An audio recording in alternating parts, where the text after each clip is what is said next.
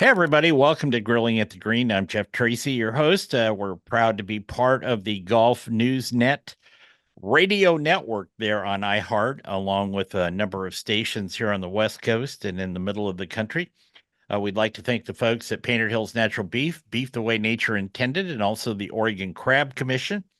From Sea to Plate is their moniker there. And if you've never had West Coast, especially Oregon Dungeness crab, you're missing something. So try that next time you get out here.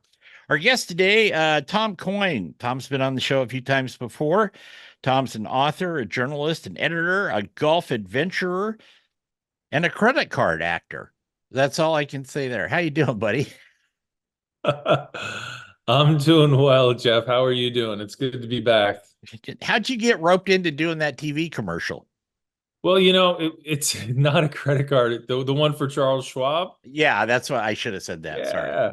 No, so it was really kind of them. They have a series called the Challenger series that they do every year, and they feature, say, five people who are doing things, unusual things in golf or challenging the sort of status quo in golf. And they heard about what we were doing at Sullivan County Golf Club, which I'm sure we'll talk about today. Oh yeah. They were kind enough to do a commercial about the adventure there. So there's the 30-second spot has been running on during tour events and stuff, which is incredibly cool, and it's been really good for the club. And then if you go to their website, schwab.com, you get there's a sort of a 5-minute short film about everything we're doing in Sullivan County. So it was a lot of fun. It was very, very kind of them to give us some publicity.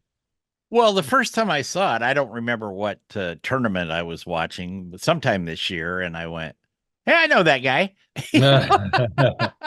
Yeah, I was doing some work the other day, watching I had the golf on in the background, and I heard someone on the TV say, "My name's Tom Coyne," and I looked up. Hey, look, it's me. It's Yeah. funny. Isn't So that kind of weird when that happens? it is very weird, in fact. So let's talk about the golf course. I mean, you've been a travel writer. I've read your books. Like I said, you've been on the show before. I've read your pieces, like in Sports Illustrated, etc. How did you wind up actually taking charge of a golf course? Yeah, so it was not something I intended to do. It was a sort of a happy accident. I got a DM on Twitter, I believe, from a superintendent who said, "Hey, there's this 9-hole golf course up in the Catskills. It's almost 100 years old, and it's going to close. And do you know anyone?" At that point, I think he saw that I was getting involved in sort of the course design business a little bit, and said, would you be interested in checking out the property, or do you know anyone, et cetera, who would be interested in helping the place out? Because it was, like I said, it was basically going to go on the market. And at the time, I had a book deal with no subject, just a book deal for a golf book, Yeah. and we've been kicking around different ideas, and I thought, well, what if I ran a golf course? What if I actually went and got on the other side of golf? I've been a golf consumer since I was a little kid. Right. I said, what if I became a golf provider? So I went up and visited. And yeah, I went up in like March, which, there's not a lot to see except for snow. But the superintendent, Sean Smith, his passion and dedication and interest in the whole thing, I thought, this could be maybe there's something here. So we worked out a deal where I had a season basically to become the operator. So the owner for all intents and purposes, but I could give it back at the end of the year if I didn't want to buy it. So for that year, I ran it last summer. Did all the payroll and the taxes and the merch and everything that you do at a golf club. So and we actually had a successful year. So we thought, all right, well, let's give it a go. So I put together a group um, to buy the course, and so now I'm one of the owners. Did you, if I'd asked you this question 18 months ago, would you have said, yeah, I'm looking to get into the actual golf business? Not in a million years. No, I think I was pretty happy with my life of traveling to different golf courses and enjoying the work that everyone else had done to make golf possible and beautiful. But it's been such a great education. And, as a writer, you generally spend a lot of time alone, and the work is all yours, and you work for yourself, and what you put out is your name on it, and people like it or they don't like it. And so this was a whole different opportunity to sort of be on a team, to be managing people, to be in it together, and trying to make something. So that was like immediately, I mean, stressful, but fun. And I really enjoyed that part of it, that sense of like, the guys who work for me in the pro shop and my very small maintenance staff are really invested in making the place work. And it's like, well, when you have people like that, it became clear pretty quickly that it wasn't something I was going to walk away from. That there was a sense of that, you do feel a responsibility to do the very best you can with the property. Yeah. Do you ever have to go out and jump on a mower because somebody's sick? Oh no, not because someone's sick. I mowed last season. I mowed almost every day. So I cut the fairways. Um, Sean did the greens, and our guy Chris did the rough. So no, I was on a fairway mower, 4 or 5 times a week, and absolutely loved it. I mean, there's nothing like being on, out there early in the morning in the summertime, being on a big machine, cutting a fairway, and then, finishing that and having that sense of satisfaction, is I loved it. So yeah, no, I can cut cups now. I can mow fairways. I think tomorrow I'll be going around and fixing up the greens for we have a little club championship on Saturday. So we'll tidy things up for everybody, and off we go. I think that's great. Uh, how are you making the lines now in the fairway? You know, I tell you, some days we just sort of do Zamboni style. Some days I'll do a nice half and half. Some days we'll go back and forth across. Try to switch up the cuts to get the best results from the grass. So no, lining a fairway is awesome, and you realize why it's best to cut in the early morning, because when you have dew lines, it makes it much easier. As yeah. soon as the dew dries, you're out there guessing what you've cut already and what you haven't. Did it take a little while to get used to it? Oh yeah, it was, yeah, you're very timid at first, and then now it's just second nature. You jump on and you go do it, and it's fun. I mean, the fairways always get a little wider when I'm mowing, because rather than it's hard to hit that rough line perfectly sometimes. So sometimes I trim a little bit extra. Okay. Well, we're going to take a break. We're going to be back with Tom Coyne, talk more about his adventures of running a golf course, among other things, and some of his writing work when we come back here on Grilling at the Green. Please stay with us. Welcome back to Grilling at the Green. I'm JT. We've got Tom Coyne with us today. Tom, this is right up your alley. We put in a new little segment in the show. This is called your golf trip travel tip. Now, you can't say that very many times really quickly, but No. you get the idea. And people have said stuff like a lot of them talk about packing your clubs and how to pack those, or maybe put an air tracker in them like that. Mhm. One gentleman said, never take the last flight out at night because you've got no choices then if something goes wrong with the flight. And I know you're very well traveled around the world, across the pond, so to speak. What would your travel tip be? Yeah, I mean, there's so many sort of things you learn. Yeah, not taking the last flight is good advice if you can if you have the luxury of choosing. Um, I definitely use the air tag. I think I think people generally, so I've done 3 Ireland trips this summer and I'm in Scotland next week.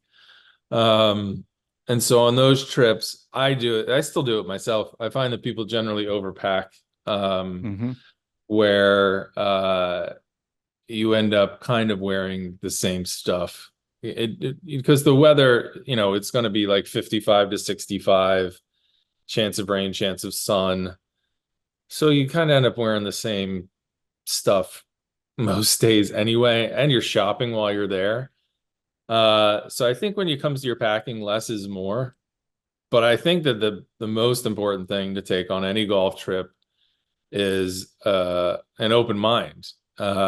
Because I think sometimes it's always a bummer when you go to, say you're in Ireland and you see a group of Americans and they're sort of complaining about how tough the wind was and how, or looking at their scorecards and like shedding a tear and that kind of thing. Like, you travel for different experiences and to see golf played in different ways. And you don't know exactly what that's going to be until you get there. So, accept the fact that you're probably not going to play to your handicap.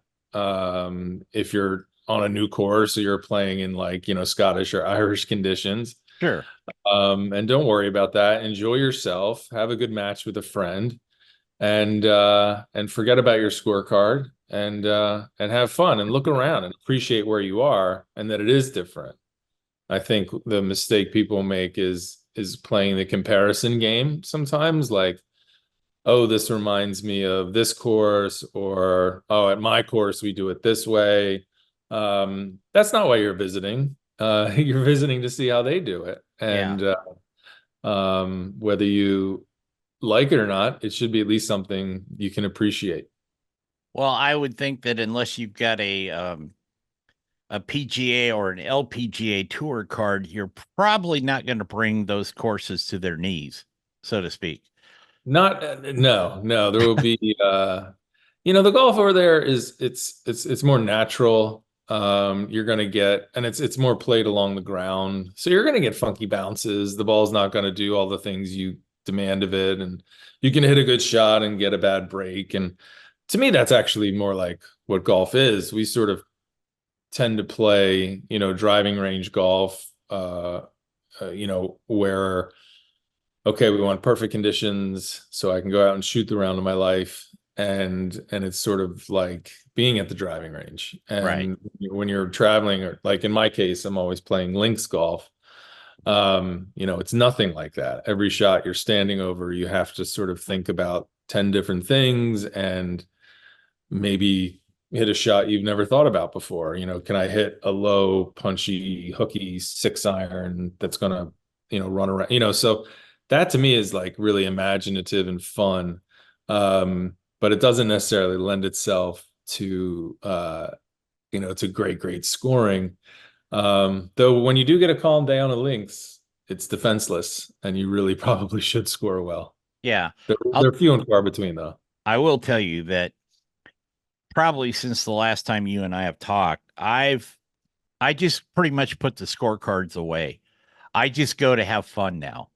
Hmm. Um, I play in a lot of scrambles, and those lend themselves just to having fun, as you know. But I just go to enjoy it. I'm not going to be a scratch golfer at this stage of my life, and I'm not going to worry about it. I'm just going to go have fun. And I look at it that way. And like you said, we've got like here in the Northwest, as you know, you've been out here a number of times. We've got some great courses, got a great amount of fun. I've been very blessed to play on several different continents, in a lot of different states. And anymore, I don't give a crap about what the score is. I just going to enjoy it. That's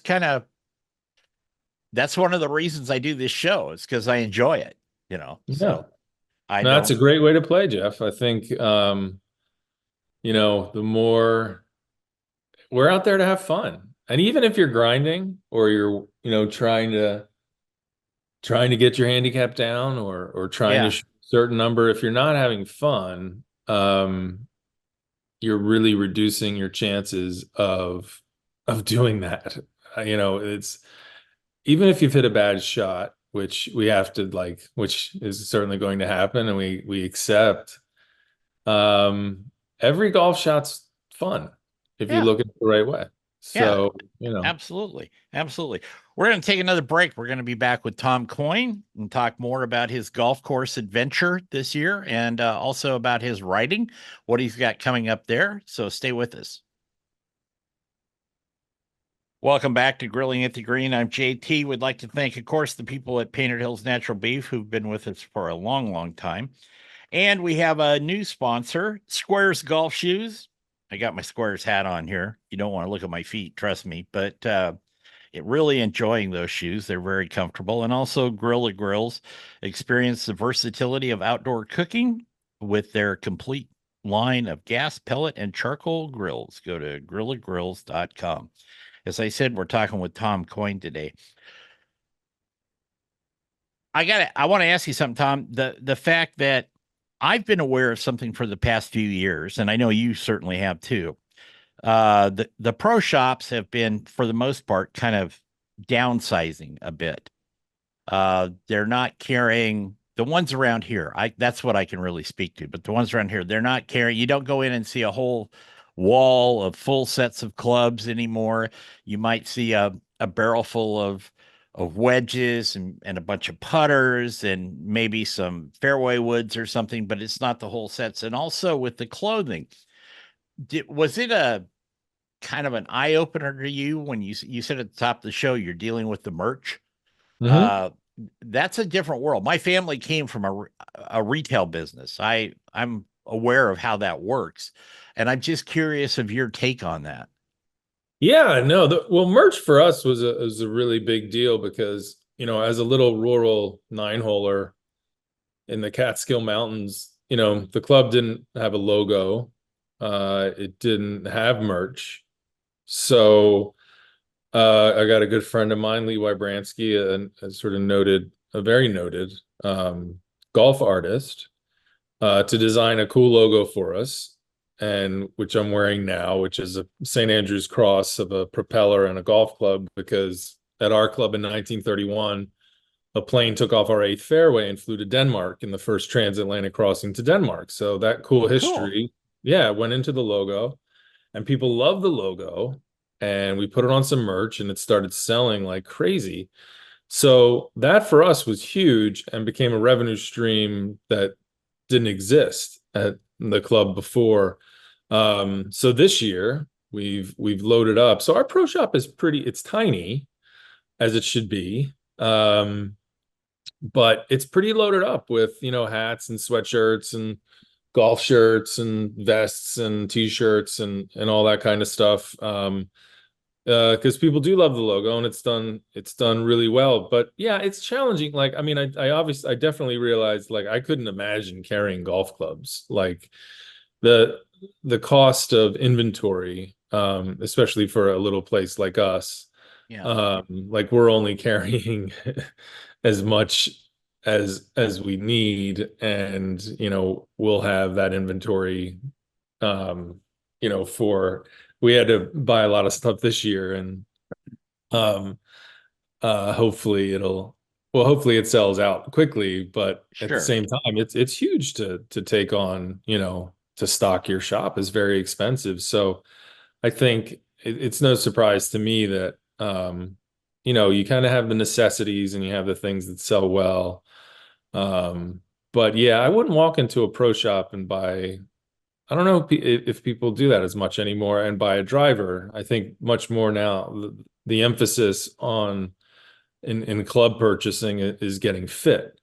So if you're going to get Titleist set, whatever, Yeah.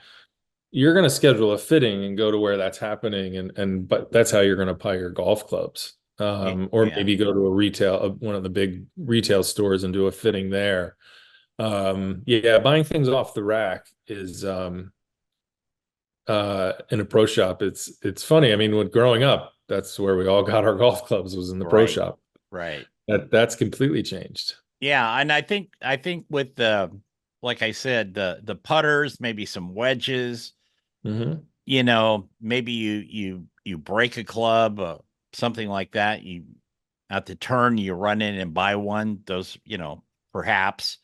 I see those things, but I don't see, like we said, I don't see a full set. I don't see a lot of $600 and $700 drivers sitting in the pro shops, uh, just waiting to be picked up, at the turn type thing. It just that's things have changed a lot in that Yeah, regard. the investment too, in terms of the cost, that if you're going to buy a $600 driver, you really should get fit. Yeah, You should be on TrackMan. You should know your numbers.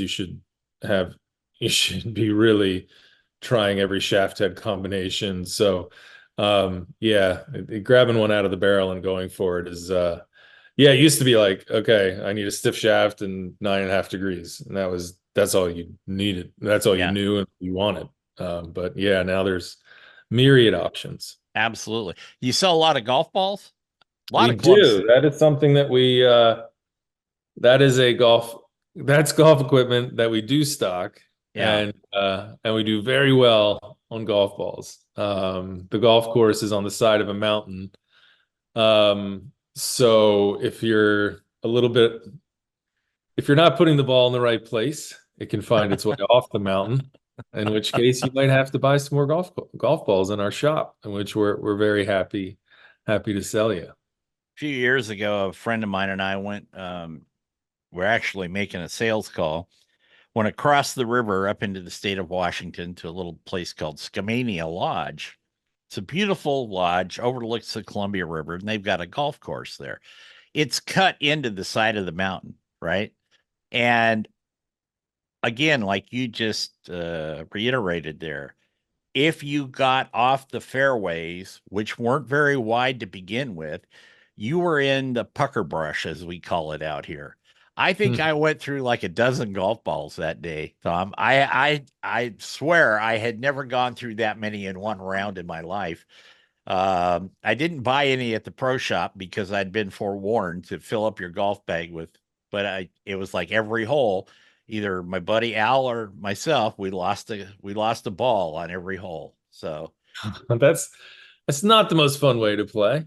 no, no, and we're not great golfers, but we're not bad. But if you overshot the green and it rolled into the brush behind there, good luck. And there might be some bears or something back there Yeah, too. you You might never. have. Yeah, you got to be careful. Well, you'll have. It's not so bad at Sullivan County. Yeah. Okay. You might just need a couple balls.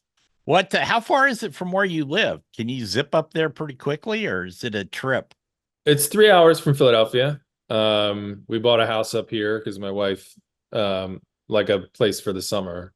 Yeah. Because my wife just loves it up here. It's stunningly beautiful. We're here on the top of not a mountain, but a very large hill with great views, and we love it. It's a real getaway, and it's super quiet. So we're 3 hours from Philly. It's 2 hours from New York City. So that's I mean, it's basically Dirty Dancing country. It's called the Borscht Belt. Yeah. So the resort that Dirty Dancing was based upon, would have been right around the corner from the golf course, which is now closed. The resorts are all closed. Those giant Jewish resorts from the 50s, 60s, and 70s, they're all gone, and that's why the area has struggled. And one of my interests in getting involved, because I think we can bring it back. Not, Yeah. we're playing a very small part in that, but it's too good a spot to be ignored. Are any of those buildings from the old resorts, are they still standing or they're all torn down? No, they're torn down. So Grossinger's was one of the very big ones. All the buildings are gone. They had a Tillinghast golf course, which still exists. Yeah. I think they just mow it to, fairway height, and um, everyone talks about someday someone getting it and fixing it up, but I don't know if the economics of it are holding it back or whatever. But the all these resorts had their own golf courses, but most of them are gone. Oh, Almost that's all too gone, bad.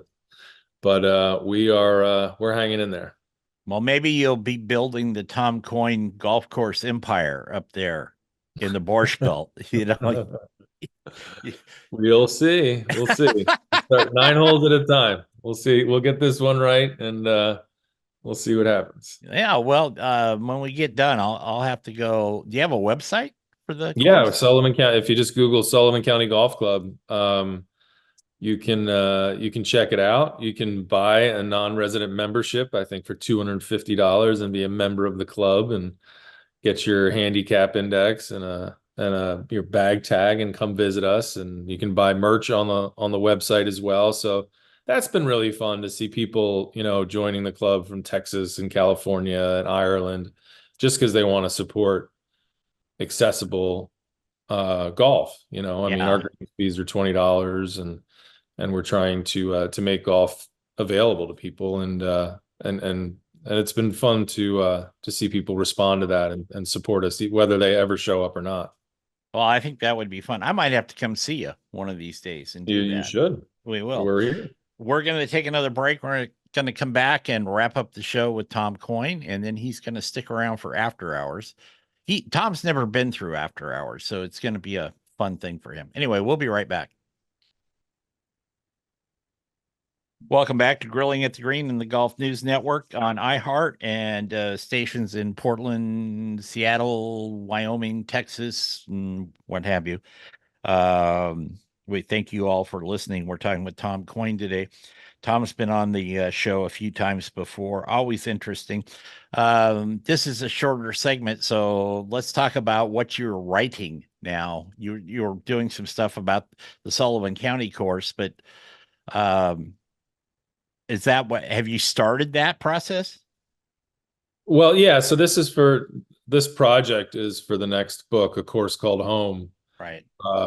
which will be a follow-up to A Course Called Ireland, A Course Called Scotland, A Course Called America. Right. Not terribly original with titles, I guess. So A Course Called Home. I mean, that's what I'm working on now, and that's the big project. But I'm also the editor of the Golfers Journal, which is a quarterly golf publication, and we publish long form real golf storytelling in that book. So I always have a story in that as well. So always working on something for the journal, and working on the new book. So it's yeah, and with all the other stuff going on, it keeps me busy for sure. I bet it does. I'm not trying to shill for you here, Tom, but I get the Golfer's Journal. I always enjoy it. One of the things I like about it is, like you said, the long form stories. And it's actually a magazine, as I remember magazines. I'm dating myself now, so forgive me. Because a lot of times you get the regular golf magazines in the mail and they're 46 pages long. 2/3 of it is ads, blah, blah, blah, blah, blah. And I understand you have to sell advertising. I have to sell advertising to keep this show going and my other shows. But point being, Golfer's Journal, and you get some cool stuff from the Broken Tee Society and all that. So Yes. it's a lot of fun. Yeah, it's very, we try to make it very different than that was the idea behind it, to sort of zig where everyone else was zagging. We have almost no it's very commercially quiet. There's almost no advertisements in the book. And yeah, it's a magazine, but it feels more like a book. It's something you Right. collect. So it's great to see people collecting them, and it's a substantial thing that you get and you put on your coffee table, and it's we think about it as art. So it's sort of where art is meeting golf, and it's resonated with a lot of people. It's been fun to watch the membership grow and the Broken Tea Society, which is what we call our members, grow and get together for events around the country, and sort of this community grow up around the magazine. It's been awesome to watch. Well, I will tell you this: when people come over to the house, non-golfing people, and I have a couple of them on the coffee table in the living room. Sure. I've also taken a couple of them up to the radio station in Portland where this show is based out of, so to speak, and put them in the reception area. And I don't get up there very often, but when I do, you walk in, if there's somebody sitting there, they're usually reading that magazine versus people or, whatever. Same here at the house. People will come in and they look at it because it's a big magazine and it's thick, and they start to thumb through, and it's beautiful photography, and they look at it and they may not even ever have picked up a golf club in their life, but they'll look at that magazine. So I something to be appreciate that. That's the something to best be said compliment about. you can get. Yeah. Yeah, it's great.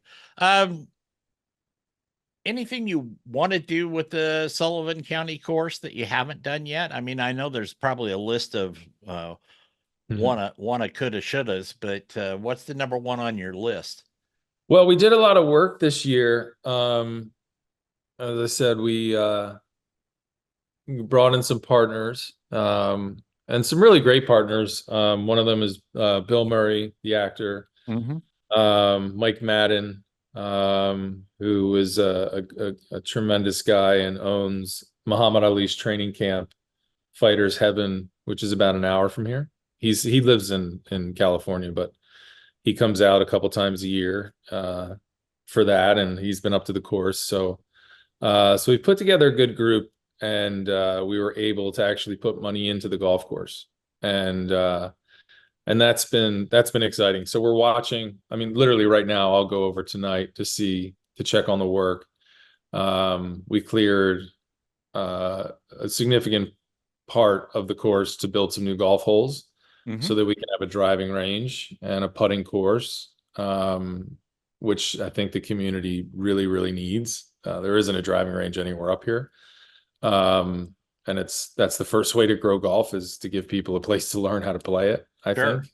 sure. So, yeah, and we rerouted the course a little bit to improve the walking experience, and um, that's been, and new cart paths, a lot of new stuff. So that list of things we want to do is very, very long. We're gonna get most of them done this year, which is pretty extraordinary. Like our partners on the food and beverage side revamped the clubhouse, brought in a restaurant that was, last year we had no food or drink or beverage, so that's been a whole new world. So I'm gonna go have dinner there tonight, which is it's a pretty cool feeling to sit in a clubhouse that a year ago was a very scary, cobwebbed place, and now being in this beautiful space, having this great meal. That's a very, very cool feeling. So I think we've got it to a good place, and we'll keep getting it better and better, and hopefully people come and find us. Good. Tom Coyne, as always, it's a pleasure to have you on the show. And you're going to stick around for after hours. And we want to thank you for being with us today and sharing this. And we're going to follow up uh, maybe over the course of the winter and the spring and see how the progress is coming back there. That'd be great, Jeff. I appreciate it. No problem. Again, we want to thank the Oregon Dungeness Crab Commission and Heritage Cookware, Hammerstall Knives, and all of our sponsors. We appreciate that. Tom's going to stick around for after hours. Till then, everybody go out, have a good week, play some golf, and most of all, be kind. Take care, everybody.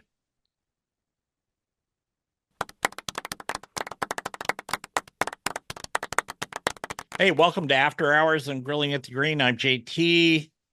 Along with Tom Coyne today. Tom's got his hands full these days, not just on battling the keyboard, but also his creative juices going in his mind to work on a golf course all the time. And if you missed the top part of the show, Tom's in the Schwab commercial. You see him there about I don't remember the actual lines, but it was like you never thought you'd be doing this, managing a golf course, and there's a picture of you walking off with a shoulder bag and stuff. It's pretty cool. Thank So you. so these are some questions that I kind of ask everybody these days, and we'll see if you're up to it. Okay. All right, let's Uh, see. okay. If you could play a round of golf with one of your golfing heroes, who would it be? Ooh, a round of golf with a golfing hero. They can I they would, they don't have to be alive, you know. okay, if they don't have to be alive, then I'm gonna go with you got to go with the old Tom. Who would want to play with old Tom? That would be pretty cool. Yeah, right? If I can go all the way back that far, I would love to Oh, see how they played and how they played so well with those clubs they were using. oh yeah. They're like shillelaghs and stuff. Right? They're Yeah. not they're Exactly. not they're not like an AP1 from Titleist, you know. Who was the biggest influence on you personally in the golf in your golf life? Was it like your dad or your brother or Yeah, definitely my dad. That took me, basically gave me golf because he played golf, and that's why I started to play golf. yeah. Something I wouldn't have done. I growing up sort of pre-Tiger Woods, it was something you really only did if your mom or dad did it. Um, so I have my dad to thank for that. So Good. yeah, he taught me to love golf, and he took me to Ireland where I fell in love with links golf, and that changed my life. Do you think, Tom, professional golf is getting, if you will, further and further removed from everyday golfers? I think yes, and I think it's been removed from everyday golfers for a very, very, very long, probably since the beginning, right? Yeah. They play a very different game. The state of pro golf is a little bit tricky right now and a little bit messy. But it doesn't phase me. I think, it's still entertaining. I like Yeah. watching good players hit good shots, and as an entertainment product, I think it's great. It's just very different than what I do on a Saturday, and Oh, sure. that's fine. I think it's my soapbox here. I'm a capitalist at heart, but when you see somebody win $25 million and they've already won 30 million that year, and you go, man, I wish I'd have played more golf and got better at it or something, you know, it's crazy. Um, Name something that you were really enthused about when you first saw it or heard of it, and then with time, your excitement kind of fizzled out. Huh. Um, let's see. I was pretty well, to stay with pro golf, I was excited to hear that the tours were coming back together in some way. And my Yeah. excitement has definitely fizzled out around that as there seems to be very little happening. Yeah. I I honestly don't really see that happening very well myself. Just Yeah, who knows how it's going to happen, but yeah, yeah, absolutely. So if Tom Coyne was declared supreme leader of golf for one day, what would you, as supreme leader of golf, decree? hmm, I would decree that we bifurcate equipment, because the idea of rolling the ball back, for even if it only costs the people who play at my golf course at their swing speeds, if it costs them half a yard, Yeah, that's half a yard too many. Golf is hard enough. Golf has always been a game of technological innovation to help golfers hit it further and enjoy their golf. Golf is too long for 90% of golfers. So the I am just couldn't be more opposed to that initiative, insofar as it affects everyday golfers who, to me, are golf. And I think we Yeah. often make the mistake of when we talk about golf, we think of the 1%. And you know, that's not how a very top-down view, but that's just not how I think about golf. Yeah, I look at it like I live blocks from a golf course and within 5 miles of probably four more. And that's what I think of golf. I think of what I see on television as entertainment, like you just mentioned a minute ago. And Mhm. when I think of golf, I think of the men's clubs, the duffers like myself out there, whatever. That's what I think of golf is. Anyway, um, do you have a favorite golf book besides any of the ones you've written? It's funny. I don't read a lot of golf books just because I spend so much time around the game reading articles, pitches, in my day to day, that when I get to read for pleasure, Right. I definitely steer away from golf. But I remember, To the Links Land by Michael Bamberger being a book that where I felt like, there's a way to write about golf and it still be literary and smart and insightful and emotional and all those things. And sort of helped show me that good golf stories are about much more than golf. So I'll tell you something, Tom. I had not read that, and I just ordered it, and it will be here tomorrow. I think you'll enjoy it very much. Yeah, they just Yeah, re-released it. So yeah, yeah. I had I never read saw it, Michael so on I saw Michael on Sunday. And he looks like he's doing well, and it's nice to have a book being re-released. absolutely. Um, if we put your skills to music, Tom, what would the music be? Well, I think it would be some sort of easy listening. Yeah. I try and take it easy and keep it all in front of me. Yeah. People say I swing easy. I feel like I swing hard. But people are like, oh, look at that smooth tempo. I'm like, man, I think I ripped at that as hard as I could. So maybe I'm just have like a sort of tortoise kind of approach. So yeah, something smooth and easy listening. I'll take that. You were talking about, I'm going to interject something here. You're talking about in the regular show getting fitted for clubs and all that. A few weeks ago, I went and got fitted, and I hadn't been fitted actually legitimately probably ever. But I spent, 2 hours with this gentleman. He did a really nice job. But in the past couple of years, I've tried to slow my swing down, which is maybe the antithesis of thought for most people. But I found if I slowed it down, it was smoother, my ball striking was better, what have you. So we get there and he's doing this and he goes, I can't figure out how with that slow uh, swing speed you can get the ball to come off the face of that club so hot. And I said, nobody's ever told me that. I have no idea. So anyway, it's just kind of interesting that you said that. Okay. Yeah. A couple of personal things here. What's your favorite movie? Oh, favorite movie. I'm gonna go with A Gentleman's Game, based on my first novel. There you go. There you go. I'm contractually obligated to say that. No, I got it. I got it.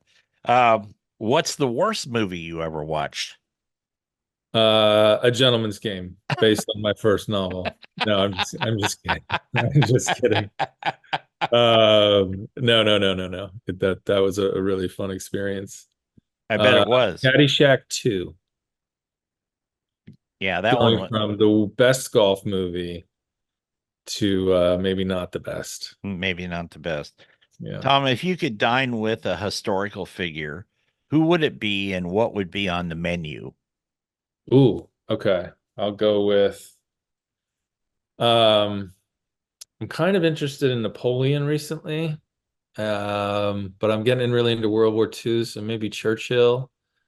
Uh, and so no, okay. I'll go with Churchill, and he probably won't be eating much, drinking more. But I'll go with a beef Wellington just because that would be appropriate. Sure. Have you read Our Finest Hour by Hmm. Churchill? Good. Yeah, it's a great book, I thought. Yeah. Um, if you could erase one mistake from your past, what would it be? Ooh, one mistake in high school. Anytime you pick it. I dropped uh at homecoming. I dropped a pass that would have been a touchdown and we would have won the homecoming game. And I'll never, ever, ever forget it. Never live it down. Never. It'll be Go with back me to your forever. hometown. They know who you are. If you were an animal, what animal would you be? I would be um I would probably be wow, what animal would I be? I'd be a hippo because they're just kind of chilling there. But there's a lot more going on under the surface than you think. And you Oh don't yeah. and they seem pretty gentle, but they got a lot going on. Oh yeah. That's Yeah, good to know. yeah. Here's kind of a head scratcher for you. Do you think golf can help kids that have trouble with math or have difficulty with social skills? Yeah, absolutely. I think anything that is not involving a screen can help kids with their social skills. And so golf is good in that regard. And the math that one has to do as a junior golfer, figuring out pluses and minuses. So you get your integers there and doing some addition. I Yeah, mean, it's not going to make you a mathematician.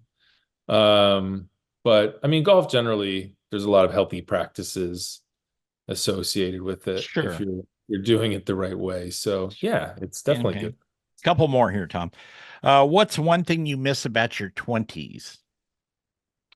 Um, I miss about my 20s is not is the lack of pain. You're not the only one that's ever said that.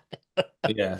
Just waking up and always being ready to jump out of the car and go play golf. And Yeah, not so happening these days. A little it slower. takes a little longer. It takes a few Advil. Yeah. No, I get that. We already covered, but is there a change you think that should be made to amateur golf at, USGA competitive levels? I would probably, if I was, yeah, you know what? I would bump the mid-am back to like maybe 30 years old or 35. Um, because I feel like at 25, you're still getting a lot of players not the problem, but the USAM is a college tournament and the mid-am is supposed to be not. It's supposed to be the other thing. Mm-hmm. But I think you're still getting a lot of people in the mid-am who play golf full time, and good for them. It's great. Yeah, But I just think what it's supposed to be, a mid-am is someone who has a job and golf's for fun after right. work or on the weekend. Um, it doesn't really feel that way when you look at the field sometimes. So yeah, I would try to reshape that a little. Okay, two more. What do you want to do when and if you ever retire? I just want to play a lot of golf. I have no other hobbies. I have no other interests. I sleep, read, and golf. So I will catch up on a lot of books and play even more golf. Okay, last one here. What would your last meal be if you were on death row? Well, last time I was on death row, I'm gonna go with I gotta go with a nice. I'm a big pizza guy. Rocco's Pizza from South Bend, Indiana. I'll have them Okay. ship it in. Best pizza out there.